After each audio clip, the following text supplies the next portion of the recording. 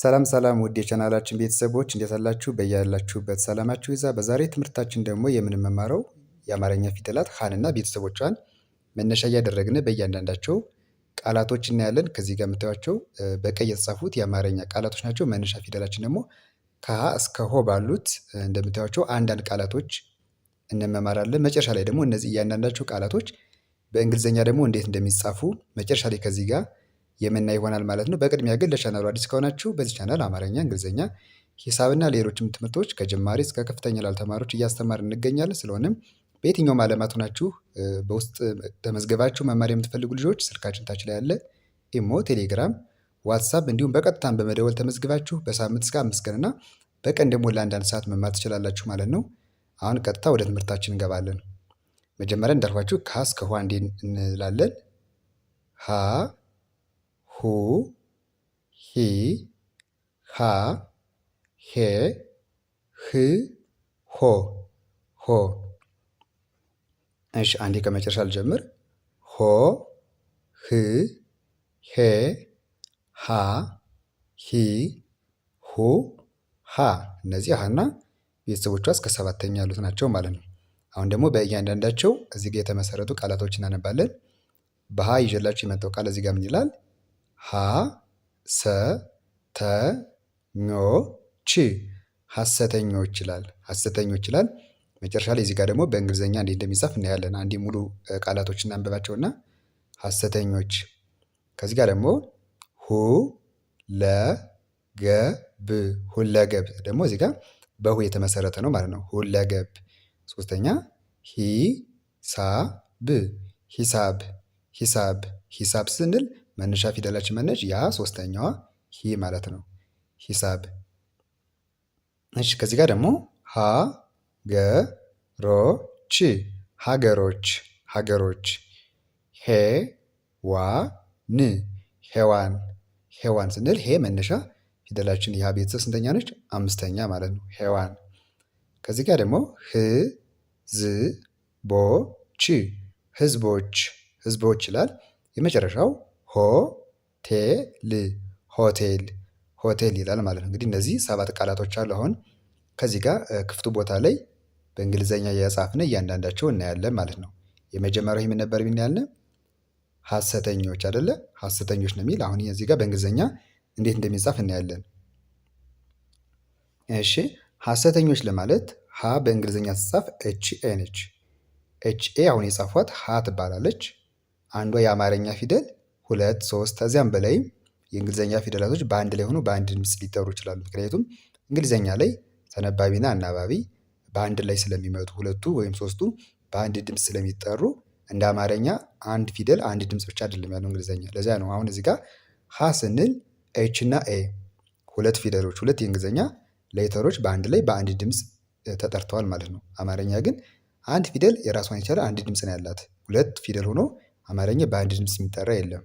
እንግሊዝኛ ግን አንድም ሊሆን ይችላል ሁለትም ሶስትም እስከ 4 ድረስ ሆኖ በአንድ ድምፅ ልንጠራቸው እንችላለን ማለት ነው። ስለዚህ አሁን እዚህ ጋር ሀ ስንል ኤች ኤ ተጠቀምነ። ሀ ማለት እዚህ ጋር ሀሰተኞች የሚለውን አሁን እየጻፍን ነው። ከዚያ ቀጣዩ ማነች? ሰ ነች። ሰ ማለት ደግሞ ኤስ እና ኢ። ኤስ ኢ ደግሞ በአንድ ላይ ሰ ተብላ ትነበባለች። ኤስ ኢ ሰ ብለን እናነባለን። ቀጣይ ማነች? ተ ነች አይደል? እዚህ ጋር ያለችዋ ተ ማለት ደግሞ ቲ ኢ ቲኢ እንደ ተ ትነበባለች። ከዚያ ኞ ኞ ማለት ደግሞ 3 ፊደላቶች ናቸው።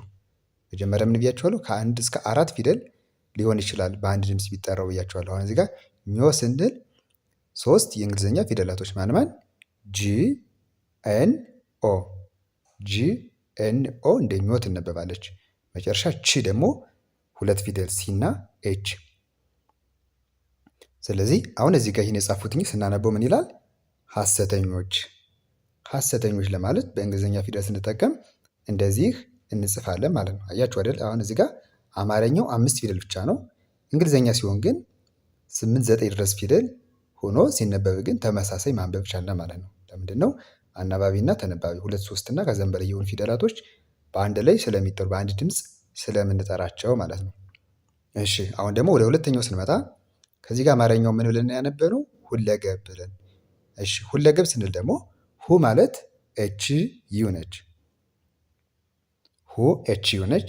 ለ ለማለት ኤል እና ኢ ደግሞ ለ ተብለው ይነበባሉ። ገ ለማለት ጂ ኢ እና ብ ቢ ብቻ ቢ እንደ ብ እናነባታለን። ስለዚህ ይህን ስናነበው ሁ ለገ ብ ከ1 እስከ 4 ድረስ ብያቸው ነው። እዚህ ጋር አሁን ብ ፊደል አንድ የአማርኛ ፊደል አይደለች። እንግሊዘኛ ላይም ደግሞ ቢን ብቻዋን ብ ብለን አነበብናት። ምክንያቱ ለምንድን ነው? ስድስተኛ ፊደላቶች የአማርኛ ስድስተኛ ድምፆች አንዳንድ የእንግሊዘኛ ሌተር ብቻ የምንጠቀም ተነባቢ ብቻ እንጂ አናባቢ የላቸውም ስድስተኛ ፊደላቶች። ለዚያ ነው እዚህ ጋር ብ ስንል ቢ ብቻዋን የጻፍናት ማለት ነው። ስለዚህ ስናነበው ሁለገብ ብለን እናነባለን።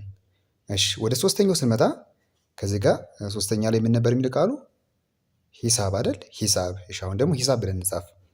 ሂ ማለት ኤች አይ ነች። ኤች አይ ሂ ትባላለች። ሳ ለማለት ኤስ ኤ እና ብ ደግሞ እዚህ ጋር ሁለገብ ስል እንደነገርኳችሁ ቢ ብቻዋን አይደል? ቢ እንደ ብ ትነበባለች ብለናል። ስለዚህ ይህ ምን ይላል? ሂሳብ። ሂሳብ ስንል በዚህ መንገድ እንጽፋለን ማለት ነው። አራተኛ ላይ ምን ነበር እነዚህ ላይ ቃሉ? ሀገሮች አይደለ? ሀገሮች። አሁን ደግሞ ሀገሮች ብለን እንጽፋለን። ሀ ለማለት ኤች ኤ ነች። እዚህ ጋር መጀመሪያ ላይ ሐሰተኞች ስንል ኤች ኤ ብለናል። የአማርኛ ፊደል ሀ የመጀመሪያና አራተኛ ድምፆች ተመሳሳይ ናቸው። እዚህ ጋር የመጀመሪያውም ሀ ነች፣ አራተኛዋም ሀ ብለን ነው የምንጠራት። ድምፆ ተመሳሳይ ነው። ለዚያ ነው ድምፁ ተመሳሳይ ከሆነ ደግሞ እንግሊዘኛ ላይ አይቀየርም። ለምሳሌ ሁለተኛ የሰ አይነቶች ጸ፣ እንደዚህ የተለያየ ቅርጽ ያላቸው የአማርኛ ፊደሎች አሉ። ነገር ግን እንግሊዘኛ ላይ ግን ድምፁ ተመሳሳይ ከሆነ የምንቀይረው ነገር የለም። ለዚያ ነው አሁን እዚህ ጋር የመጀመሪያዋን ሀንም አራተኛ ላይ ያለችዋን ሀንም በተመሳሳይ ኤች ኤ ብለን የጻፍነ ማለት ነው። ገ ስንል ደግሞ ጂ ኢ፣ ሀ ገ ሮ ለማለት አር ኦ እና ቺ ደግሞ ሲ ኤች፣ ሲ ኤች። እዚህ ጋርም ሀገሮች ስል ሲ ኤች ነግሬያቸዋለሁ። ስለዚህ እዚህ ጋርም ሀገሮች ሐሰተኞች ስንል ሲ ኤች መጨረሻ እንደሚሆን ተናግሬያለሁ። እዚህ ጋርም ሀገሮች ስንል ች ለማለት ሲ ኤች። ይህም በአንድ ላይ ምን ብለን እናነባለን? ሀገሮች ብለን እንደ አማርኛው ማንበብ እንችላለን ማለት ነው። እሺ ወደ አምስተኛ ስመጣ እዚህ ጋር ደግሞ ሄዋን ብለን ነበር ያነበብነው። አሁን ሄዋን ብለን ደግሞ እንጽፋለን በእንግሊዝኛ። ሄ ማለት ኤች ኢ ነች። ኤች ኢ ሄ። ዋ ለማለት ደብሊው ኤ እና ን ደግሞ ኤን ኤን። ሄ ዋ ን። ሄዋን ስንል እንደዚህ እንጽፋለን። እሺ ወደ ስድስተኛው ስንመጣ ይህን ምን ብለን ነበር ያነበብነው? ህዝቦች አይደለ?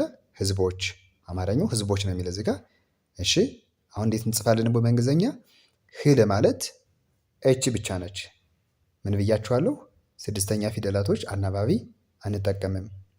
ስለዚህ ህዝቦች ስንል ህ ኤች፣ ዝ ለማለት ዜድ፣ ቦ ለማለት ቢኦ፣ ች ደግሞ ከላይ ሀገሮች ሐሰተኞች ስንል እንደጻፍነው ሁሉ ሲ እና ኤች በአንድ ላይ ች ተብላ ትነበባለች ማለት ነው። ስለዚህ ይህን ስናነባው ልክ እንደ አማርኛው ምን ብለን እናነባለን?